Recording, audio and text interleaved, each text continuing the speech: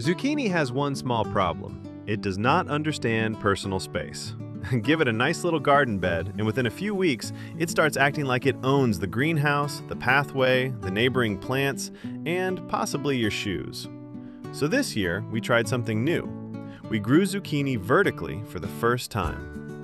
Instead of letting the plant sprawl across the ground like a tired garden octopus, we trained it upward. The goal was simple: save space, improve airflow, make harvesting easier, and reduce the chance of disease. Also, we wanted to know if vertical zucchini is actually useful, or if it is one of those gardening ideas that looks amazing online and then becomes a leafy engineering project in real life.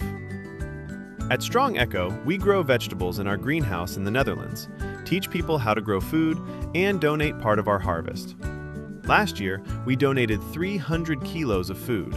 But today is not a charity commercial. Today is a zucchini experiment. And like most garden experiments, it starts with hope, soil, and a plant that clearly did not read the plan. Why grow zucchini vertically? Zucchini is one of those crops that beginners often love because it grows fast, produces a lot, and makes you feel successful very quickly. Then, about 3 weeks later, the plant becomes enormous and starts shading everything nearby. A normal zucchini plant can take up a lot of space. The leaves get wide, the stems get heavy, and the plant slowly spreads across the bed. That is fine if you have plenty of room. But in a greenhouse, raised bed, small garden, or community growing space, space matters. Every square meter needs to work hard. Vertical growing is basically telling the zucchini, "Wonderful enthusiasm, please use the air."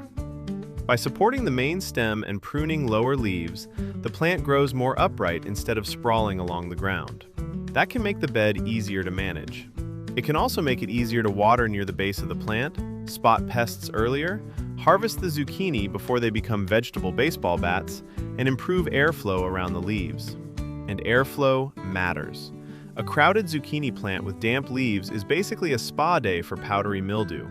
Very relaxing for the mildew, less relaxing for the gardener.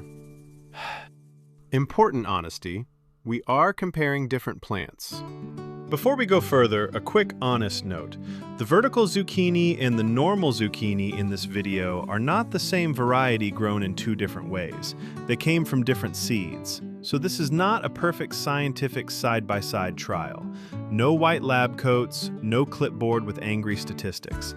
Just real greenhouse growing, real observation, and a practical first-year experiment. That is important because different zucchini varieties can behave differently.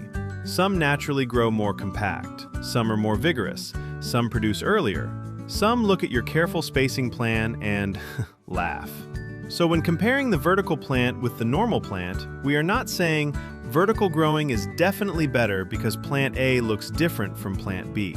We are saying, here is what we are noticing while trying this method for the first time. And honestly, that is how most gardeners learn. You try something, you observe, you make mistakes, you adjust.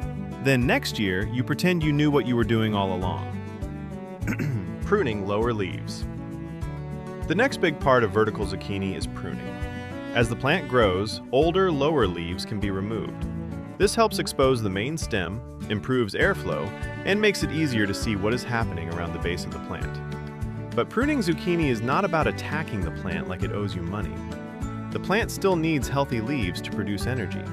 Leaves are the solar panels. Remove too many, and the plant has less power to grow and produce fruit. So the goal is selective pruning. Remove older, damaged, yellowing, diseased, or very low leaves first. Leaves touching the soil are often good candidates, especially in a greenhouse where humidity can build up.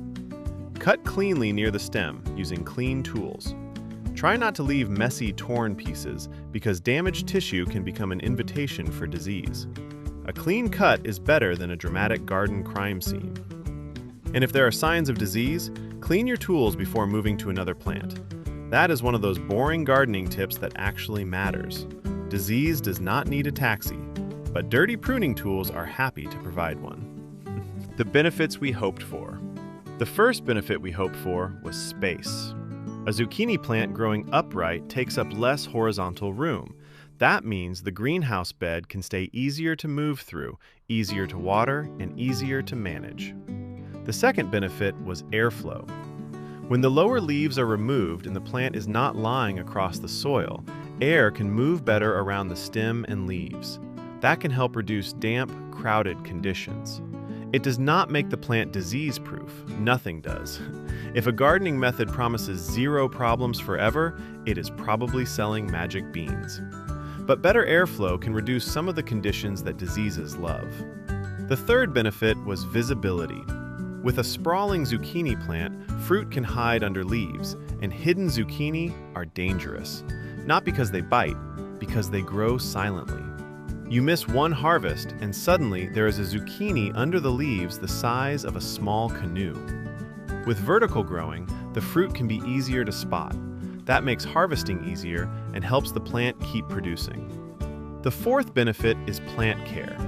When the plant is more open, it is easier to inspect leaves, check the stem, remove damaged growth, and notice pests or disease earlier. That is where something like the AI Garden Buddy can actually help.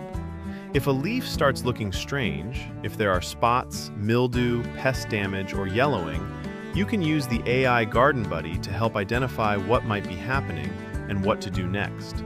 Not every weird leaf is a disaster. Sometimes the plant is sick. Sometimes it is hungry. Sometimes it is just an old leaf retiring from active duty.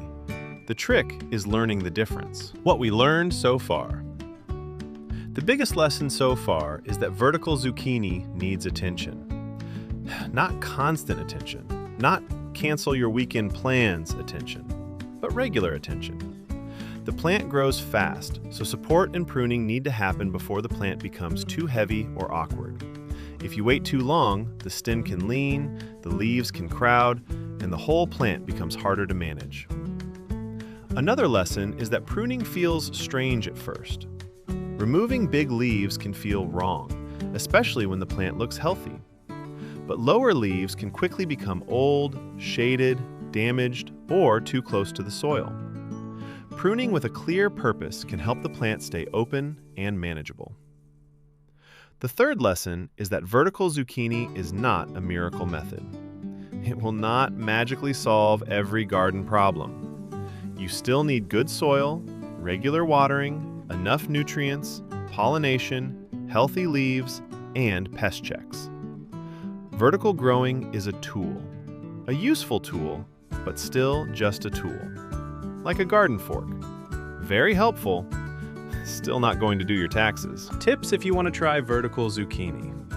If you want to try growing zucchini vertically, here are the main tips we would give after trying it for the first time. Start early. Add support while the plant is still young and flexible. Use a strong stake, string, or support system. Do not use thin material that cuts into the stem. Tie the plant loosely because the stem needs room to grow. Check the ties regularly. Prune lower leaves gradually. Do not remove too many healthy leaves at once. Focus on older, damaged, yellowing, diseased, or soil-touching leaves. Water at the base of the plant when possible. Wet leaves plus crowded airflow can increase disease pressure. Feed consistently. Zucchini plants are hungry. They grow fast and produce a lot, so they need enough nutrients to keep going. Harvest regularly. Smaller zucchini often taste better, and regular harvesting encourages the plant to produce more. And most importantly, keep observing. Gardening is not about doing everything perfectly.